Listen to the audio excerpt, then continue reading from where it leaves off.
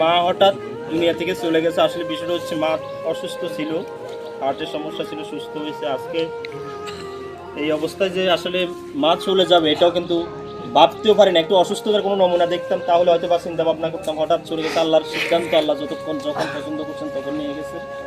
সেই হিসাবে আল্লাহর সিদ্ধান্তকে মেনে নিতে হবে। আমি আল্লাহ তাআলার কাছে সাহায্য প্রার্থনা করি, আল্লাহ তাআলা যেন আমাকে খুব ধৈর্য ধারণ করার তৌফিক দান, কারণ সেটা আল্লাহ তাআলা দিয়েছেনও আমাকে। কারণ আমার মা সবচেয়ে বেশি আমাকে আদর করতেন।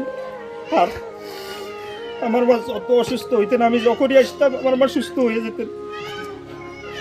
এটা আমার একটা হাতের যে কোনো বিষয় আমার সাথে আমার মা পার্সোনালি শেয়ার করতেন একান্তভাবে। আমার ভাই অন্যদের চাইতে আমাকে আলাদাভাবে দেখতেন।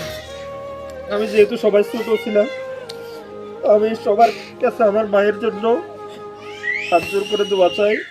আপনারা আমার মায়ের জন্য দোয়া করবেন। আমার বাবাও থাকতে না থাকার মতোই আপনাদের সামনে খুবই অসুস্থ। খাস করে আমার বাবার জন্য দোয়া করবেন। আল্লাহ তাআলা যেন আমার মায়ের সুখটা বাবাকে দিয়ে হলো আমাকে সামাল করার তৌফিক দান করেন। এই বলে আমি আমার কথা শেষ করছি। আসসালামু আলাইকুম ওয়া রাহমাতুল্লাহ।